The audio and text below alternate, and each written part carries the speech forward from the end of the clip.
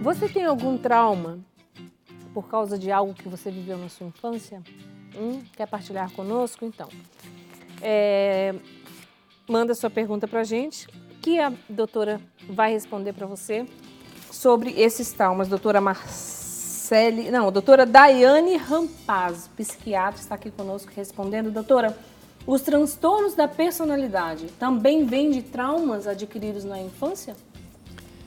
Sim, eles podem vir de traumas, tá? A gente tem que tomar um certo cuidado da gente não fazer um link muito direto das coisas, né? Porque quando a gente fala de personalidade, quando a gente fala de ser humano, a gente não está falando de uma ciência exata, né? Então, quando a gente fala de um transtorno de personalidade, a gente leva em consideração questões genéticas, né? A gente leva em consideração questões ambientais, né? E dentre essas questões ambientais existem os traumas, né? Que podem compor, sim, né, podem levar a esse transtorno.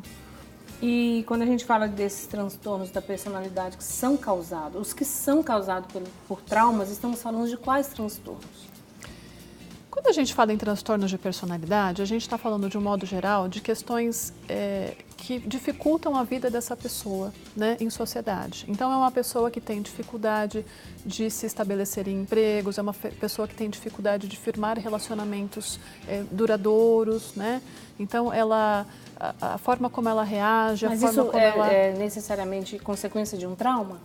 Então, isso pode ser consequência de um trauma. Mas algo, né, que isso é pode... assim, por exemplo, consequência mesmo direta de um trauma? A gente pode pensar em algumas características, né, que a pessoa pode apresentar. E a gente não falaria de um transtorno em si. Mas, por exemplo, uma pessoa que às vezes é muito insegura, né, uma pessoa que tem dificuldade de confiar em outras pessoas, uma pessoa que tem dificuldade de se aproximar afetivamente.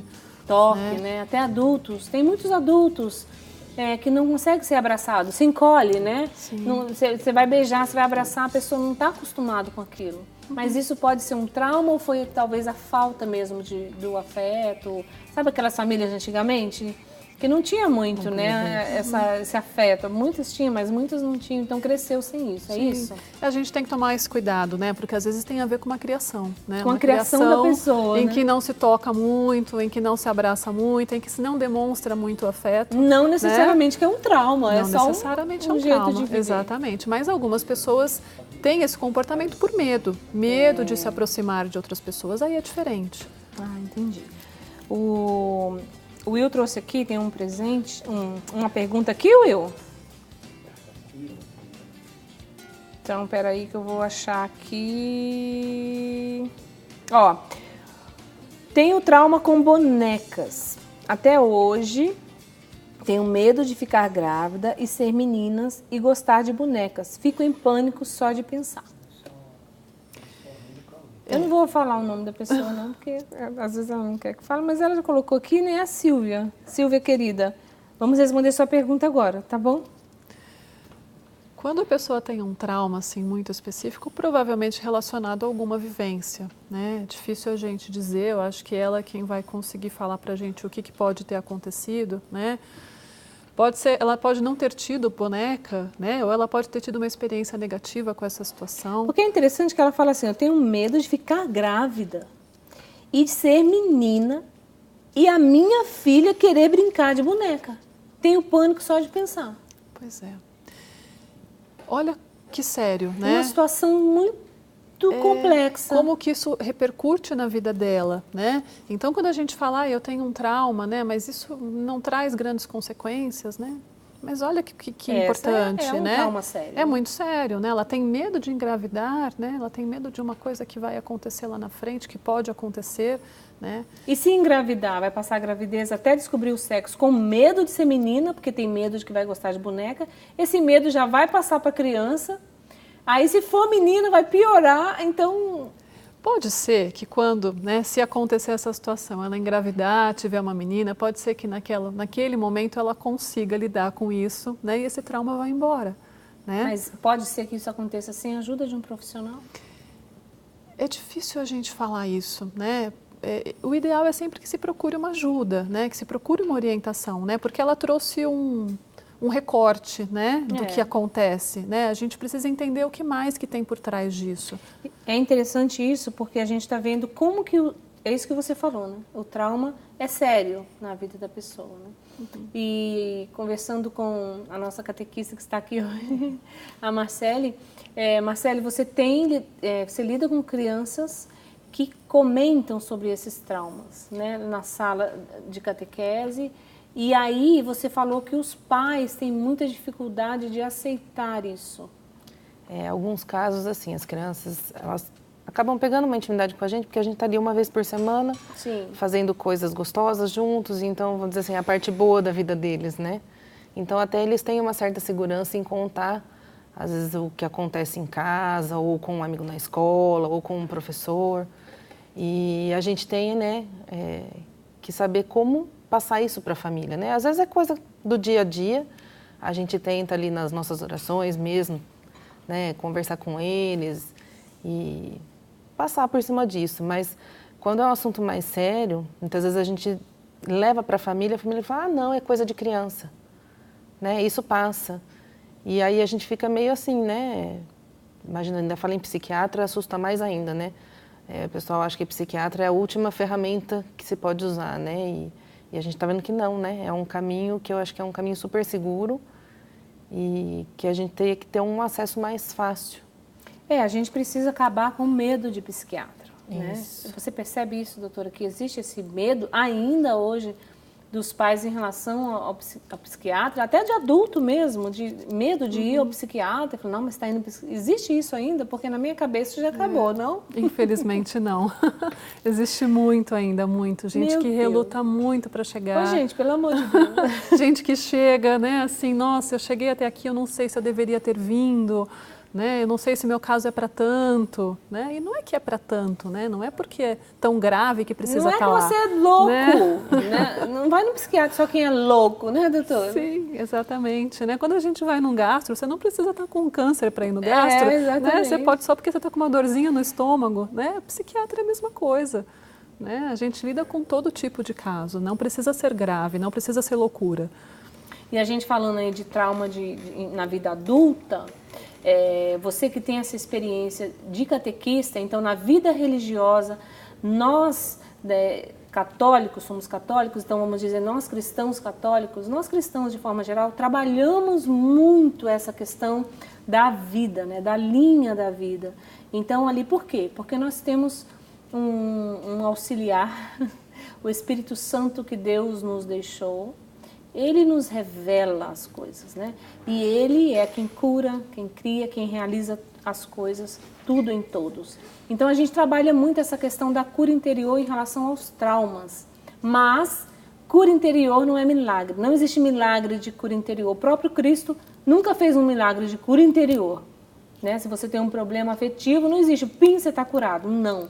É na vida, é um caminho, não é isso mesmo que você vê, Marcelo, lá? Isso, e assim, é muito gostoso trabalhar com as crianças, né? E hoje, é o que eu falo assim, a catequese hoje mudou muito, né? Hoje a gente fala em catequese, a gente pensa só em criança, mas hoje a gente trabalha muito linkado às famílias, né? Porque acho que as condições sociais hoje, econômicas, levam uma desestruturação, né? E isso repercute muito neles.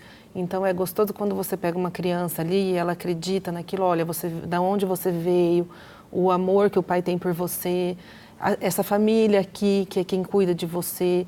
Então assim, é gostoso ver quando eles desenvolvem essa espiritualidade, né? Então eles ajoelham, eles rezam e aí vem aquela cura, que é a cura interior, que naquele momento que eles estão naquele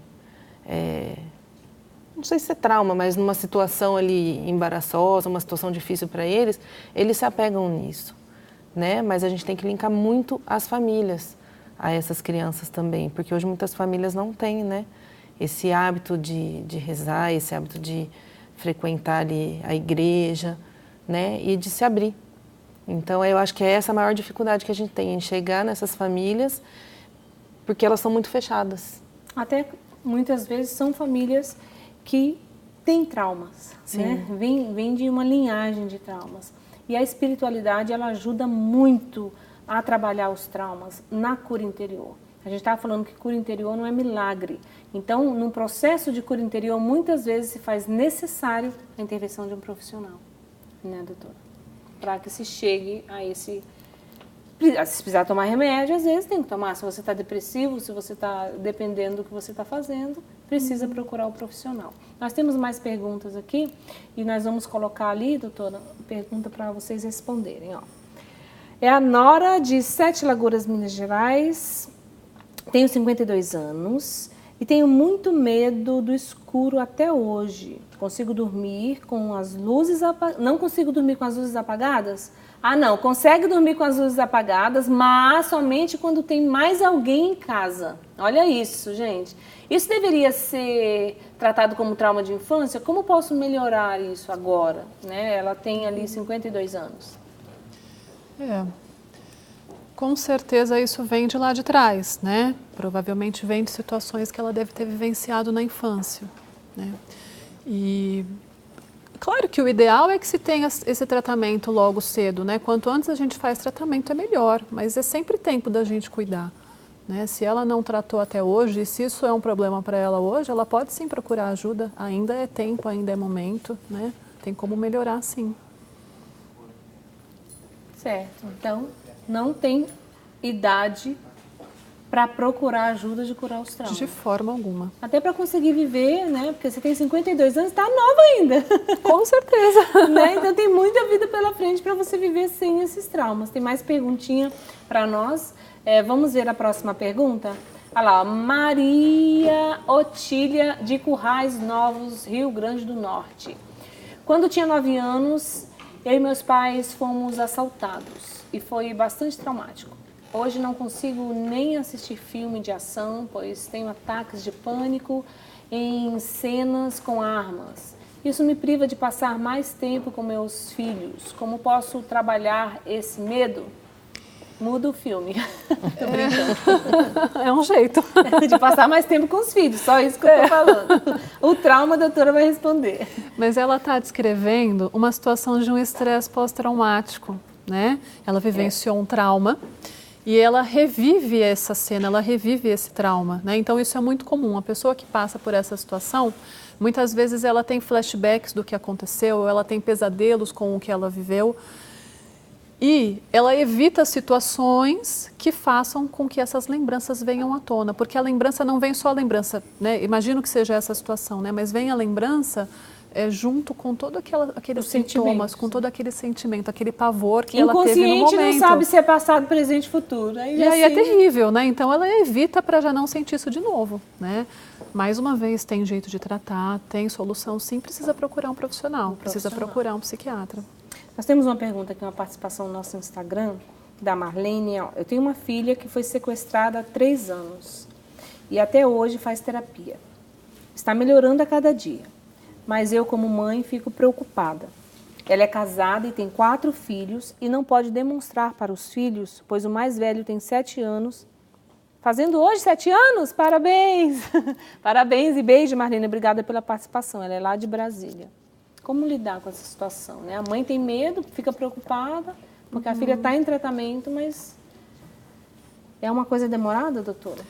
Primeiro, eu não sei se ela está fazendo uso de medicação, né? Isso é uma coisa que a gente precisaria ver, porque em alguns casos é necessário, né? Nem sempre só a terapia vai resolver o problema. Se ela já está tratando há 3 anos, é isso mesmo, né? 3 anos?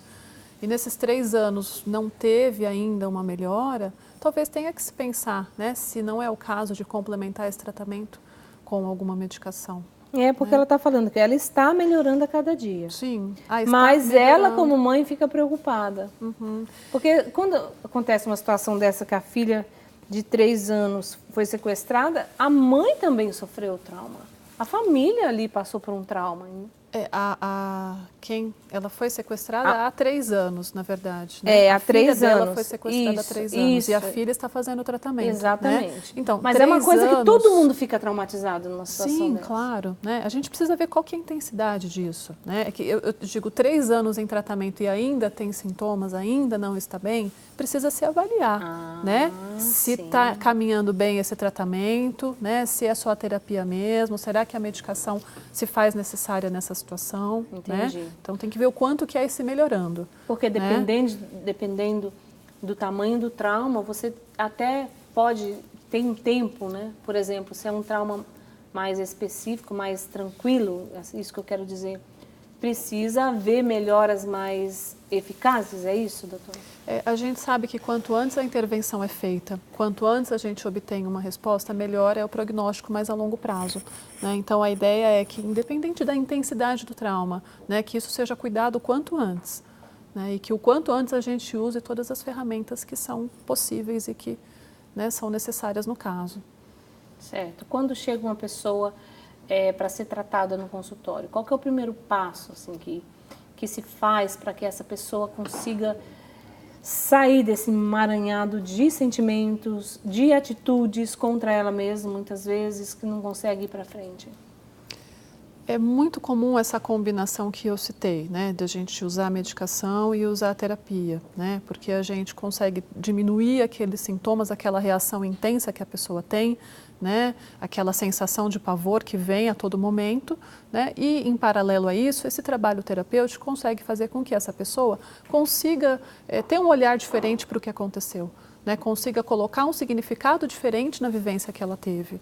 Né? E aí não se lembrar mais com esse sofrimento. Certo. Como que a família pode ajudar uma pessoa que está tratando já, passando por um trauma, né? Já na vida adulta, por exemplo? Como que a família pode ajudá-la?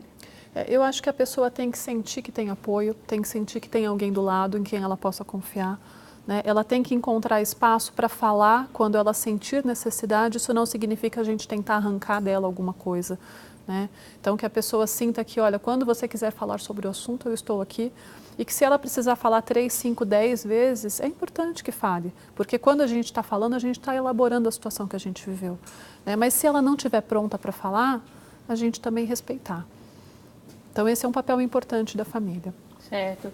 E pessoas que ainda não buscaram os atendimentos profissionais, por exemplo, nesse caso, um psiquiatra, né? Eu queria que você falasse, doutora, para essas pessoas que ainda têm medo e preconceito, né? Quão bem vai fazer para elas buscando esse profissional? Eu penso que um dos maiores medos das pessoas é entrar no consultório, sair com uma receita de um remédio que ela vai ficar dependente, que ela nunca mais vai conseguir ficar sem, né? Um remédio que vai deixá-la dopada. E não é isso, né? O que acontece, não é essa a realidade. Muitas pessoas entram no consultório e saem sem medicação. Né? A grande maioria das pessoas que saem medicadas com medicações que não são medicações que deixam dopada, não são medicações que atrapalham um dia, que não é um tratamento para a vida toda, é um tratamento por um período. Né? Então, eu acho que é importante ter essa informação. Querer, né, se curar, né, doutora? Também? Também é importante, com certeza, é fundamental. Gente, eu quero agradecer a participação de vocês, Marcele, Daiane. Obrigada, né, por vocês terem vindo conversar sobre esse assunto, que é um assunto que a gente precisa falar mesmo, porque tem muitas pessoas que precisam passar por um tratamento, buscar um profissional. Então, as dicas foram dadas aqui. Agora você aí na sua casa faça uso disso, né, como? No seu dia a dia. Tá bom? Muito obrigada pela presença de vocês, espero que voltem para a gente conversar mais sobre outros temas até, tá bom? Muito obrigada mesmo.